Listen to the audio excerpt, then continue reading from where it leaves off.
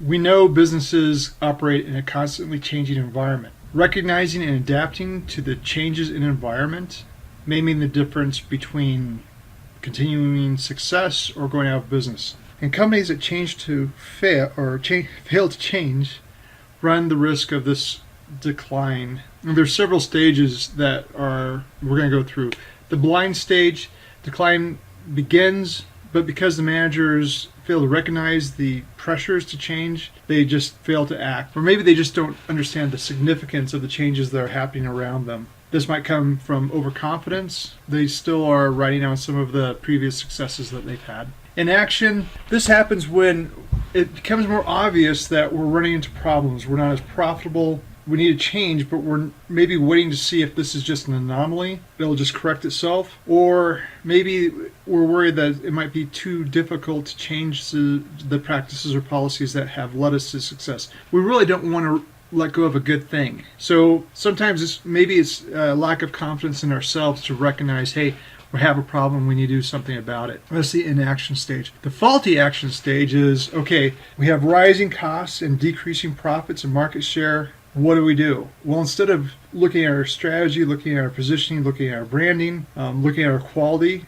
or our customer service, we say, well, we really just need to cut costs and really push efficiencies, and that will restore our profits. And that's the wrong thing to do, right? So we, instead of focusing on the problem and fixing our strategy or whatever we're doing, we just go into, firing people and really tightening the belt. This might lead to the crisis stage, where we're really looking at bankruptcy or just dissolving the business altogether. At this point, companies typically lack the resources to fully change how they run the business. Cutbacks, layoffs may reduce the level of talent among the employees that they need to actually make the right changes. I want to point out that at any time in the game, we can recognize our problems and correctly address it and fix it and recover. But at the crisis stage, we're losing that ability. And if we totally don't manage it, then we get into the dissolution stage, where we're actually breaking it apart, selling things off. Maybe a new CEO is going to be brought in to take over things. As managers, we need to be cognizant of the forces that may be influencing our ability to change. We have change forces. These things lead to differences in the form, quality, or condition of an organization over time. That would be environmental scanning, adjusting to our competition, the needs of our customers, customer surveys. These things help us change in appropriate ways. Resistant forces are caused by people within the organization that may be worried about losing their job or losing their power and position and prestige. Misunderstandings. Maybe we don't really understand our customer.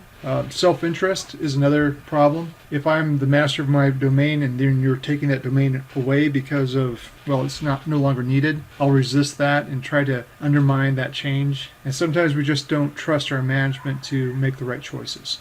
Oh, the one thing that I didn't talk about already is this general intolerance for change. Some people just might have a low tolerance for change. They are simply less capable of handling change than others. People with a low tolerance for change feel threatened by uncertainty associated with change, and where they won't be able to learn the new skills or behaviors needed to successfully negotiate the change in their company or in their environment. This is more of just a definition slide. You've seen this in your book already. Unfreezing is getting people affected by change to believe that change is needed, and so they're not stuck in their same mode. During change intervention itself, workers and managers change their behavior and work practices. Then refreezing is just supporting and reinforcing the new changes so they stick, so that we know that this is what we're supposed to do and we're doing it right and continue to do it right. I actually really love this slide. So we know people are going to be resistant to change. What do we do about it? Really, it's about communication. We educate them, we communicate with them, we have them participate in the planning and implementing of whatever change is happening. We let them discuss and agree upon who will do what after the change. The last thing we want to do, but sometimes we have to, is coercion, forcing them. That is what the last thing we ever want to do is coercion. This one time I was implementing SAP in a major company, and we had taught the buyers what they needed to do, what their jobs were, all the different steps and how to do it. And these are educated people. Everyone had a degree, or at least an associate's degree. And the project was bumped back by 6 months. or 3 months at first. And so during those 3 months, we fix whatever problems were with the system. We come back and say, buyers, are you ready? And they're like, no, we don't know what we're going to do. So we went through all the training again, and we think we're ready to go. It gets bumped back to another 3 months. We repair and get it ready to go. We're feeling pretty confident. We go back to the buyers. You guys know what you're going to do? No, we need more training. We go through the training, and it's about to go live. And we're like, all right, you guys ready? And they're like, no, we don't know what we're going to do. We're like, but you've been trained at least 3 different times. And we figured out that we had these job descriptions for the buyers, and we had been trained to those job descriptions. But the job descriptions really didn't match what they did and what they were yelled at about not doing. So I sat down with the different senior buyers and some junior buyers and just step by step listed out everything they had to do that day or during the week, or what they were doing on a regular basis. Some things in the job description, a lot of things outside the job description. And I was surprised about. And so we just mapped that out. Prior to the implementation, this is what you're going to do and what systems you're going to work on. And this is your documentation with links to that documentation. And then after the implementation, we're just correlating. Now you're going to be doing this with this system and this documentation. We just laid that all out. We asked them if they were ready, and they were ready. It was that disconnect of what we thought they did and what they actually did, and them being nervous about not knowing how to really get their jobs done. Communication. Sometimes knowing what not to do is just as important as knowing what to do when it comes to achieving successful organizational change. These are some of the biggest mistakes managers make. First, not establishing a great enough sense of urgency. People need to know that they need to change or things are going to go bad. Not creating a powerful enough coalition, meaning gathering a team or a group of people that will send your message of change out there. Lacking a vision. We know we need to change, but what will it look like after? Where do we want to go? Who do we want to be after the change? How do we want to come out of this? Under communicating. Not removing obstacles to the new vision. Some of those could be organizational obstacles. Some of that could be cultural obstacles. Not systematically planning for and creating short-term wins. Just like in project management, we have to have these milestones, and when we reach those milestones, we need to celebrate. We need to let our team know that we are winning or we're going to win. Declaring victory too soon. One of the biggest examples I have of that is President Bush Jr. flying onto the aircraft carrier declaring victory in Iraq 4 years ahead of time. Not anchoring changes in the corporation's culture.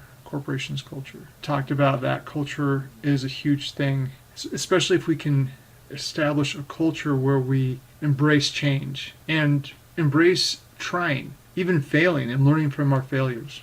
So we know we need to change, and here's some ideas to help us, some tools to help us change. This idea of results-driven change. Sometimes we know we need to change, and instead of really getting things done, we just do a lot of things. We put a lot of energy into an unfocused type of hurry up, which it's hard to explain, but if you've been in a corporation where people are worried, it happens. People just want to look busy, especially if they're worried about losing their jobs.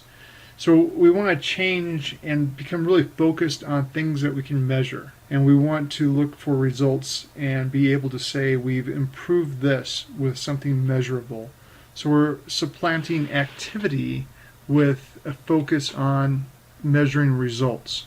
Another tool is this General Electric workout. The General Electric workout is a special kind of result-driven change. The workout involves a 3-day meeting that brings together managers and employees from different levels and parts of the organization to quickly generate and act on solutions to specific business problems. On the first morning, the boss discusses the agenda and targets specific business problems that the group will solve. Boss then leaves, and an outside facilitator breaks the group, typically 30 to 40 people, into 5 or 6 teams and helps them spend the next day and a half discussing and debating solutions. On day 3, in what GE calls the town meeting, the teams present specific solutions to their boss, who has been gone since day 1, right? So the boss is gone, the teams have been working on these, and now they're presenting those solutions to the boss. As each team's spokesperson makes specific suggestions, the boss has only 3 options. They agree with it on the spot, they say no, or they ask for more information so that they can make a decision on a specific time or date. This might look weird, but in large corporations, we do have change agents, and sometimes we'll actually hire consultants that are specialized as change agents to come in and help us with a problem. First, what happens is somebody in the organization recognizes that there's a need for change. There's something wrong. We have the current situation and the ideal situation, and there's a delta. The delta is always the difference, the gap, right? So we recognize the change is needed. So we call in a change agent. They come in and they start evaluating the problem. They get specifics about what the current situation is and what we want it to be. After we gather that information, we give those feedback to decision makers and those people who are affected, stakeholders. And then the change agent works with these people to develop an action plan to bridge the gap, to go from where we are to where we want to be. Then we carry out that action plan. It might be a large project, it might be a very small project. We make sure, and we might pilot this program, right? We might have a very small area of focus that we want to make the changes in just this department. If it's successful in this department, then we're going to evaluate it, say whether we want to adopt it or not. If it is successful and we want to adopt it, then we're going to push it out throughout the organization. And then the change agent can leave and let the organization handle it. Sometimes that change agent is just another manager from another department, where they might be a team lead, and we're going to relieve them of their duties, their regular duties, to bring them to help us with this problem or situation. Okay, this is the last slide of the chapter. And we're looking at the different kinds of organizational development interventions. So when we say intervention, what we're saying is ways that we can help the organization change or adjust to different circumstances. And some of them are simple unit goal setting. Usually team building has some goal setting involved in it too. Counseling, coaching, training, survey feedback. You get it. You can read this, and it's in your book.